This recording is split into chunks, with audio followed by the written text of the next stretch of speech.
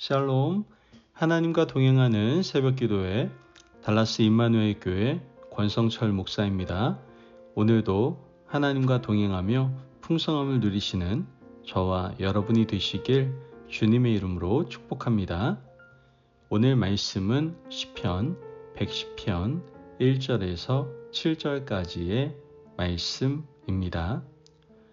여호와께서 내 주에게 말씀하시기를 내가 내 원수들로 내 발판이 되게 하시기까지 너는 내 오른쪽에 앉아 있으라 하셨도다. 여호와께서 시온에서부터 주의 권능의 규를 내보내시리니 주는 원수들 중에서 다스리소서. 주의 권능의 날에 주의 백성이 거룩한 옷을 입고 즐거이 헌신하니 새벽 이슬 같은 주의 청년들이 주께 나오는도다. 여호와는 맹세하고 변하지 아니하시리라. 이르시기를 너는 멜기세덱의 서열을 따라 영원한 제사장이라 하셨도다. 주의 오른쪽에 계신 주께서 그의 노하시는 날에 왕들을 쳐서 깨뜨리실 것이라. 문 나라를 심판하여 시체로 가득하게 하시고 여러 나라의 머리를 쳐서 깨뜨리시며 길가의 시냇물을 마심으로 그의 머리를 드시리로다. 아멘. 하나님의 말씀입니다. 여러분, 21일간의 다니엘 기도회를 통해서 많은 은혜를 받으셨으리라 믿습니다. 오늘부터 다시 하나님과 동행하는 새벽 기도회를 통해서 함께 은혜를 나누고 그 은혜 속에서 순종의 열매를 맺으실 수 있는 우리 임마누엘 가족들 되시길 축복합니다.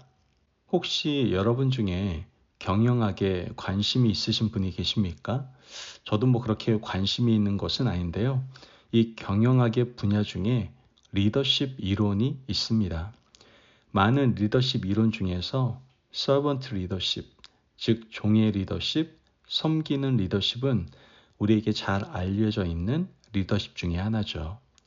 섬김의 리더십 이론을 내세우기 전까지 리더십 이론의 대세는 군림하는 리더십이었습니다. 사람들 중에 강력한 힘과 권력으로 군림하고 다스리는 리더십, 이것이 우리가 따라가야 할 리더십이라고 믿어왔던 것이죠. 힘이 있어야 리더십이 생긴다고 믿었고 강력한 힘과 카리스마로 사람을 다스려야 따라온다라고 생각을 했습니다. 하지만 섬김의 리더십에서는 종으로 오신 예수님처럼 우리가 섬겨야 사람을 변화시킬 수 있으며 공동체가 리더를 따라온다라고 말을 합니다.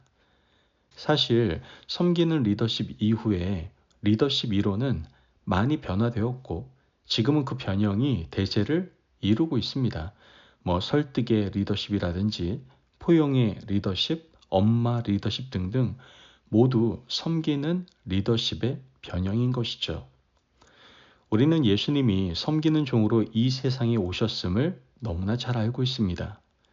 예수님께서는 하늘 보좌를 버리시고 이 땅에 오셔서 인간들을 위해서 자신의 생명을 주셨고 한 사람 한 사람 주님의 마음을 다해 다스리시고 살펴주시는 분이십니다. 오늘 다윗이 지은 시편을 보면 다윗이 계시의 영을 받아서 장차 오실 메시아이신 그리스도에 대해서 노래하고 있는 것을 보게 됩니다. 1절 말씀을 보면 여호와께서 내 주에게 말씀하시기를 내가 내 원수들로 내 발판이 되게 하기까지 너는 내 오른쪽에 앉아 있으라 하셨도다. 하나님의 오른편에 앉아 계신 분이 바로 우리 주 그리스도이십니다. 오른편은 권능의 자리입니다. 아버지의 모든 권능을 아들 예수가 가졌던 그 자리, 아버지의 모든 영적 권위와 세상을 다스리는 권위를 함께 가지셨던 그분이 바로 이 땅에 오신 겁니다. 섬기는 종이라고 알고 있는 그리스도의 원래 자리는 하나님과 동등되는 권위의 자리였습니다. 그분이 자신의 모든 것을 다 내려놓으시고 이 땅에 오셔서 인간을 위해서 십자가에 달려 돌아가신 겁니다. 그리고 다윗은 예수님의 원래 모습을 말을 하고 있는데요. 4절 말씀을 보면 여호와는 맹세하고 변하지 아니하시리라. 이르시기를 너는 멜기세덱의 서열을 따라 영원한 제사장이라 하셨도다. 멜기세덱의 서열을 따르는 영원한 제사장이 원래 주님의 본 모습이었습니다. 원래 제사장은 레위 지파의 계열을 따르는 제사장입니다. 혈통을 따라 제사장이 되는 사람들인 것이죠. 그런데 우리 주님께서는 제사장이 되셨는데 혈통도 족보도 없이 멜기세덱의 서열을 따라 제사장이 되셨습니다. 역사상 이런 분은 한 분도 없었어요. 하나님과 같은 권위를 가진 주님이시고 족보도 없고 혈통도 없이 제사장이 되신 분이 바로 우리 주님이셨습니다. 그 주님께서 이 땅에 오셔서 한 일이 한 사람 한 사람을 섬겨주시는 일이었다라는 것이죠. 제자들의 발을 씻어주셨고 어린 아이들이 내게로 오는 것을 금하지 말라 하시고 그들을 안아주시고 사랑해 주셨습니다. 천대받던 여인들에게 주님은 사랑의 은혜를 베풀어 주셨죠. 세리와 창기들처럼 사람 취급받지 못하던 사람들에게도 주님은 사랑을 주셨고 그들도 역시 하나님의 사랑받는 자녀임을 깨닫도록 해주셨습니다. 그 주님께서 이 땅에 오셔서 하신 일은 죽음까지 낮아진 겸손이었다라는 것이죠. 예수님께서 이 땅에 오셔서 맡으신 제사장은 일반 제사장들과는 확연히 달랐습니다. 예수님 당시 많은 제사장들은 권력욕에 눈이 멀어 있었습니다.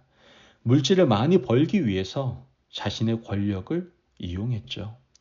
헤롯에게 붙었고 권력에 기생해서 살았으며 결국 그들의 마지막 쥐고 싶었던 것은 돈이었습니다. 하지만 예수님은 이러한 제사장들과는 달랐습니다. 하나님과 인간 사이를 이어주는 진실한 중재자의 역할을 하셨던 참된 제사장이 바로 예수님이셨습니다. 이처럼 참된 제사장, 진실한 왕을 만난 사람들은 변화되기 시작했습니다.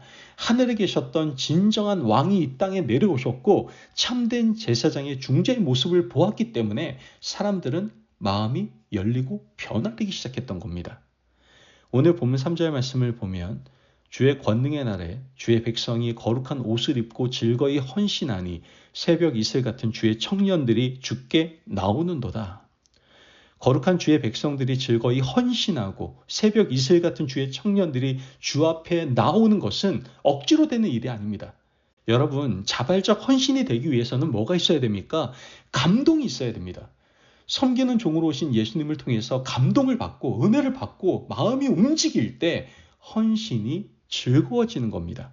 그때 새벽 이슬 같은 청년들이 주님 앞에 나오는 놀라운 역사가 일어나게 되는 겁니다. 북한의 세습 정권은 사람들을 동원하죠. 그리고 사람들을 어떻게 해요? 세뇌시킵니다. 그러나 하나님은 어떻게 하세요? 마음을 감동시키십니다. 하나님께서 인간이 되시고 이 땅에 오셔서 모든 것을 버리시고 우리를 섬겨주셨던 것을 느끼게 될 때 많은 청년들이 헌신하는 놀라운 역사가 일어나고 즐거이 헌신하는 기적 같은 일이 일어나게 될 줄로 믿습니다. 여러분, 우리가 주님을 섬기고 많은 일을 해도 기쁘고 즐거운 것은 우리 마음이 예수님으로 인해서 감동받았기 때문입니다. 은혜와 감동이 있으면 그 어떤 헌신도 아깝지 않고 어떤 시간도 아깝지 않으며 어떤 수고도 힘들지가 않습니다. 부디 오늘 우리가 섬기는 귀한 섬김이 하나님이신 그리스도께서 이 땅에 오셔서 보여주셨던 그 모습을 본받은 아름다운 섬김이 되시기를 바랍니다. 오늘 우리의 섬김이 참된 중재자이신 주님을 만남으로 마음에서부터 우러나오는 즐거운 헌신이 되기를 간절히 바랍니다. 여러분, 우리가 주변 사람들에게 베푸는 섬김이 예수님과 같은 섬김의 모습을 보여서 진실로 그들의 마음을 감동시킨다면 그들도 즐거이 헌신하는 귀한 역사가 나타날 겁니다.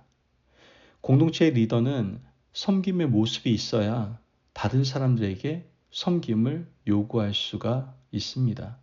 입으로 요구하지 않더라도 그 모습을 보고 자발적으로 헌신하는 귀한 은혜가 흘러가게 되는 것이죠. 그러므로 저와 여러분이 또한 우리 주변에 있는 모든 사람들이 예수님을 닮는 섬김의 모습이 있으시길 주님의 이름으로 축복합니다. 아멘. 기도하겠습니다. 사랑이 많으신 하나님 감사합니다. 오늘 우리에게 귀한 말씀의 은혜 허락하심을 감사합니다. 하나님, 우리가 예수님처럼 섬기는 인생을 살게 하여 주옵소서. 우리의 작은 섬김이 주변 사람들에게 좋은 영향력을 주는 삶을 우리가 살아갈 수 있도록 인도하여 주옵소서. 감사하며 예수님의 이름으로 기도합니다. 아멘. 오늘도 하나님과 동행하며 풍성함을 누리시는 저와 여러분이 되시길 주님의 이름으로 축복합니다. 여러분, 세상을 섬기기 위해 오신 주님의 사랑을 기억하면서 오늘도 주변 사람들을 섬기며 살아가시기를 바랍니다. 말씀 안에서 승리하십시오.